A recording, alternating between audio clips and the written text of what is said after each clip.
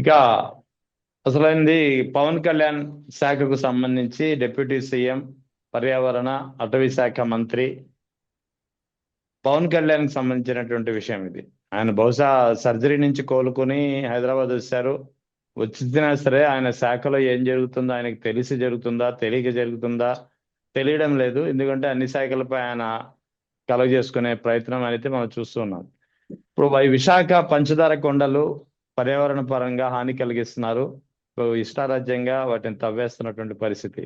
దీనిపై బొలిశెట్టి సత్యనారాయణ కూడా ఆయన ఛాలెంజ్ చేస్తున్నటువంటి పరిస్థితి. ఆయన కూడా పోరాడుతున్నారు.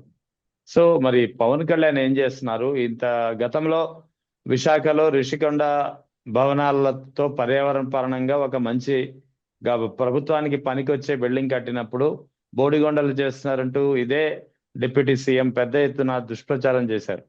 మరి ఇప్పుడు ఎందుకు మాట్లాడడం లేదు? ఆయన సొంత శాఖ పంచదార కొండల్ని ఎలా తవ్వేస్తుంటాయి. దీని గురించి మాట్లాడాలంటే ముఖ్యంగా ఋషికొండ మీకు గుర్తుండాలి. హరిత రిసార్ట్స్ కన్స్ట్రక్షన్ పడగొట్టి ఇంకొక కన్స్ట్రక్షన్స్ కట్టి దేశం కూడా పర్యాటక రంగానికి వైజాగ్ కి వస్తే అక్కడికే వచ్చే విధంగా అంత గొప్ప కట్టడాన్ని కట్టాలి అన్న ఉద్దేశంతో 300 కోట్లు 400 కోట్లు లెక్క చెప్పి ఆ కన్స్ట్రక్షన్స్ ని అక్కడ కట్టి చూపించినటువంటి విధానం ఎలా ఉందంటే గౌరవ డిప్యూటీ సీఎం గారు కూడా అక్కడికి వెళ్ళి సెల్ఫీ దిగారండి. ఎందుకంటే వాళ్ళ సినిమా వాళ్ళు ఎన్నో బిల్డింగ్లు, ఎన్నో కన్స్ట్రక్షన్స్, ఎన్నో ఇంద్ర భవనాలు చూసుంటారు. కానీ ఈ భవనాన్ని చూసి సెల్ఫీ దిగాలన్నంత ప్రేమ కలిగిందంటే అంత గొప్ప కట్టడాన్ని, అంత గొప్ప పర్యావరణాన్ని, ఆ రోడ్లని, ఆ గ్రీనరీని, ఆ కొండ మీద ఎంత గొప్పగా తీర్చిదిద్దినారండి. నిజంగా అది చాలా అప్రిషియేట్ చేయాల్సినటువంటి విషయం. అది హరిత రిసార్ట్స్, అది గవర్నమెంట్ ప్రాపర్టీ. అది ఓకే, అక్కడికి క్లియర్. దానికే కొండలకి బోడిగుండులు కొట్టి చేసినారు, పర్యావరణాన్ని మనం కాపాడేద్దాం అంటూ మా అందరితో మాట్లాడిస్తూ ఆయన కూడా చాలా గొప్పగా మాట్లాడాడు. అప్పుడు నిజంగా మాకు పర్యావరణాన్ని కాపాడే ఒక మహోన్నత వ్యక్తిగా అఖండ 3గా కనపడ్డాడండి. అఖండ 1, 2, అఖండ 1, 2 అంటే ఆయన వచ్చేస్తాడు కాబట్టి అఖండ 3గా కనపడ్డాడు. ఎందుకంటే ప్రకృతితో విలయ తాండవం చేయించకూడదు, ప్రకృతిని కాపాడాలి, ప్రకృతి తిరగబడితే ఎలా ఉంటుందో తెలుసా, పంచభూతాలు అంటూ చాలా గొప్ప గొప్ప డైలాగులు ఉంటాయండి అఖండ సినిమాలో. చూస్తే ఒకసారి మళ్ళీ గుర్తుకొస్తాయి. సో ఇక్కడ ఏదైతే పంచదార్ల కొండ అంటే ఇది ఫణిగిరి కొండలు అంటారండి. ఫణిగిరి కొండలు అంటారు. అసలు భూమిలోనే ఎన్నో లోతులకి తవ్వితేనే నీళ్లు రాని పరిసర ప్రాంతాల్లో పాము పాకినట్టుగా ఉండేటటువంటి ఫణిగిరి కొండల్లో పంచదార్లగా నీరు బయటకు వస్తుంది. అది చాలా తాగునీరు, శుద్ధమైన మంచి నీరు. ఆ నీళ్ళని డబ్బాల్లో పట్టుకొని ఇంటికి తీసుకెళ్తే రోగ నివారణగా ఉపయోగపడుతుంది పంచదార్ల నీళ్లు అంటూ డబ్బాల్లో పట్టుకొచ్చే వాళ్ళండి. ఒకప్పుడు మేము అన్ని ఊర్లు టూరిస్ట్ చేసేటప్పుడు ఆ ఊరు చూసినప్పుడు మాకు అనిపించినటువంటి విషయాన్ని చెప్తున్నామండి. ఇది అంటే అందరిలాగా ఊరికెళ్ళి కొండలకెళ్ళి అంటే గుళ్ళకెళ్ళి టెంకాయలు కొట్టేసి వచ్చానండి. నేనైతే ఆ ఊరి స్థల పురాణం తెలుసుకుంటానండి. ఆ స్థల పురాణంలో ఇది యమధర్మరాజు పునఃప్రతిష్ఠించినటువంటి లింగం అండి. దీన్ని ఉమాధర్మలింగేశ్వర స్వామి అంటారు. పంచదారులు అంటే పంచదారలాగా తీపిగా ఉండదండి. పంచదారులు అంటే 5 దారలు, 5 నీటి దారులు, వీటిని ఆకాశ దారులు అంటారు. ఈ నీరు ఎక్కడి నుంచి వస్తుందో ఈ రోజుకి ఎవరికీ తెలియని పరిస్థితి. కానీ కొండల్లోంచి అసలు ఎంత శుద్ధంగా వస్తుందో నీరు అంటే చక్కటి నీరండి. అంటే మీరు మినరల్ వాటర్ లో పట్టుకునేంత శుద్ధంగా ఉండే నీరు. కానీ ఈ రోజు ఆ నీరు మట్టి నీరైపోయింది. ఎందుకు ఆ నీరు అంత మట్టిగా వస్తుంది అంటే అక్రమ మైనింగ్ పరిధి దాటి తవ్వి పక్కన పడిస్తున్నారండి. తల్లి భూగర్భంలో భూదేవి అంటున్న భూగర్భంలో ఇంత పరిధి వరకే తవ్వండి అంటూ చట్టాలుంటే ఆ పరిధి దాటి తవ్వేస్తూ ఈ రోజు కొండ పరిసర ప్రాంతాల్లో ప్రకృతి సంపదని, స్వామి సంపదని కూడా కొల్లగొట్టేస్తున్నారు మైనింగ్ లో.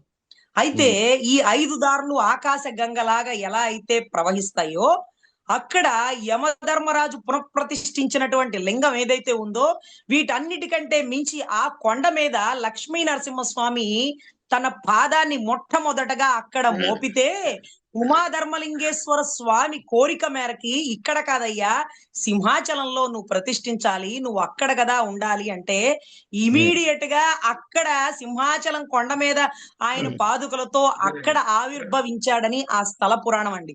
అంటే మొట్టమొదటి పాదుకలు లక్ష్మీ నరసింహస్వామి మొట్టమొదటి పాదుకలు ఇక్కడే ఉన్నాయని స్థల పురాణం అవి అక్కడ క్లియర్ గా కనపడతాయండి. అంటే అటువంటి ప్రాంతాల్లో తవ్వకాలు తీసేసి ప్రకృతిని విలయ తాండవం చేస్తున్న ఈ ప్రభుత్వాన్ని శిక్షించేది ఓటు రూపంలో రాష్ట్ర ప్రజలు కాదండి, ప్రకృతి. ఆ ప్రకృతి పరీక్షిస్తే, ఆ ప్రకృతి శిక్షిస్తే ఎలా ఉంటది అంటే అఖండ 3 అవుతుందండి. మేమేం అడుగుతున్నామంటే పర్యావరణాన్ని కాపాడతాను అంటూ ఒక కొటేషను, లేకపోతే ఆయన ఏదైతే జనసేన సిద్ధాంతాల్లో ఒక సైటేషన్ గా కలిగి ఉన్నాడో ఆ రోజు ఆ మాటలకి అర్థం ఈ రోజు ఈ పర్యావరణాన్ని కాపాడాల్సినటువంటి పరమార్థం.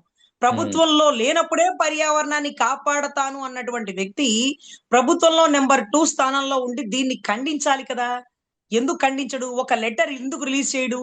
అంటే హోమ్ మినిస్టర్ గారి మేకప్ మీద స్పందించినటువంటి గౌరవ డిప్యూటీ సీఎం గారు ఇమ్మీడియట్ గా పంచదార్ల కొండల మీద జరుగుతున్న తవ్వకాల్ని మేము ఖండిస్తున్నాం, ఇది జనసేన సిద్ధాంతాల్లో విరుద్ధంగా ఉంది, పర్యావరణాన్ని కాపాడడం మా పరిశుద్ధ ఫస్ట్ తీర్మానం అని అనాలి కదా. ఎందుకు అనలా? అయితే ఒక విషయం దీంట్లో మాట్లాడుకోవాల్సింది ఏంటంటే, ఈ అనకాపల్లి అనే పదాన్ని గుర్తుపెట్టుకోండి. 6 లక్షల పైచులకు 6 లక్షల ఓటింగ్ ఉండే కాపు సామాజిక వర్గం ఓటు కలిగినటువంటి అనకాపల్లి టికెట్, ఎంపీ టికెట్ ఎవరికి రావాలి అంటే, జనసేనలో ఉన్నాడో టీడీపీలోకి వెళ్ళాడో ఒక కాపు సామాజిక వర్గ వ్యక్తి అండి.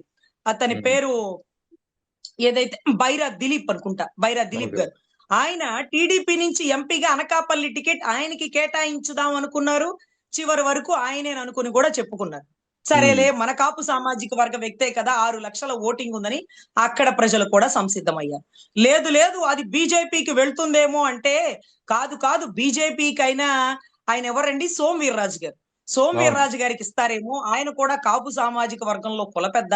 6 లక్షల ఓటింగ్ ఉంది, బీజేపీ కూడా సరైన నిర్ణయం తీసుకుంటుందిలేండి, ఇంత ఓటింగ్ ఉంది కాబట్టి ఈ ఓటింగ్ గల నాయకుడిని ఇక్కడ ఉంచాలి, ఇక్కడ టికెట్ ఇవ్వాలి అని తీర్మానం ఇస్తారండి.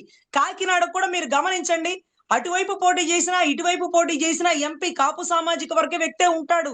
ఎందుకంటే కాపు ఓటింగ్ అక్కడ ఎక్కువ ఉంటది కాబట్టి. అలాగే అనకాపల్లి టికెట్ కూడా ఇక్కడ కాపు సామాజిక వర్గం రావాల్సిన టికెటే. కానీ బైరా దిలీప్ గారికి, సోము వీర్రాజు గారికి ఏం చెప్పుంటారు? ఏమండి, పవన్ కళ్యాణ్ గారి టికెట్ అడుగుతున్నారు, నాగబాబు గారికి మీరు కొంచెం కాంప్రమైజ్ అవ్వండి అంటే, పోనీలే మన కూటమిలో వ్యక్తే కదా, మన కులపోడే కదా అని అనుకుని ఉంటారు. నాగబాబు గారికి అని చివరి దాకా వచ్చి ఈ టికెట్ సడన్ గా రాయలసీమకు సంబంధించినటువంటి ఆయన ఎవరండి? సీఎం రమేష్ గారు. సీఎం రమేష్ గారికి ఎలా అయిపోయిందండి?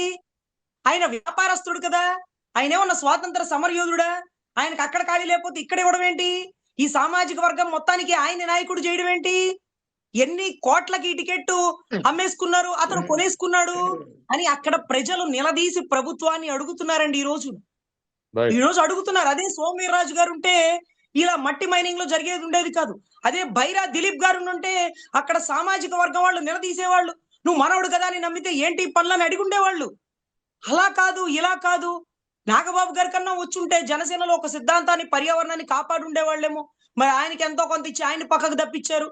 మరి జనసేన వాళ్ళకి, పవన్ కళ్యాణ్ గారికి ఎంతో కొంత ఇచ్చి ఆయన దగ్గర నుంచి టికెట్ కొనేసుకున్నాడంట, ఈయన అమ్మేసుకున్నాడంట. ఏమో ఈ మాటలైతే చాలా ప్రచారం అయితే జరుగుతుందండి. లేకపోతే ఆ సామాజిక వర్గ వ్యక్తి కాదు, అతనికి అంటే అక్కడ లోకల్ కాన్స్టిట్యున్సీ వ్యక్తి కాదు, ఎక్కడో రాయలసీమలో కొండల్లో పవర్ ప్లాంట్ లో ఏమో ఉంటాయండి ఆయన ప్రాజెక్టులు, కరెంట్ ప్రాజెక్టులు అనుకుంటా.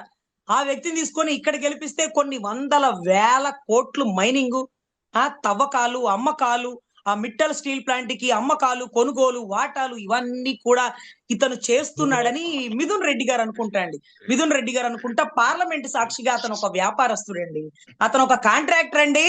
అమరావతిలో వాటాలే చూసుకుంటారండి, మీకెంత మాకెంత, అమరావతి అభివృద్ధి చూడరండి, కోట్లు నొక్కేస్తున్నారు, తొక్కేస్తున్నారు అంటూ మిథున్ రెడ్డి గారు పార్లమెంట్ సాక్షిగా అద్భుతమైన ఇంగ్లీష్ లో మాట్లాడారండి.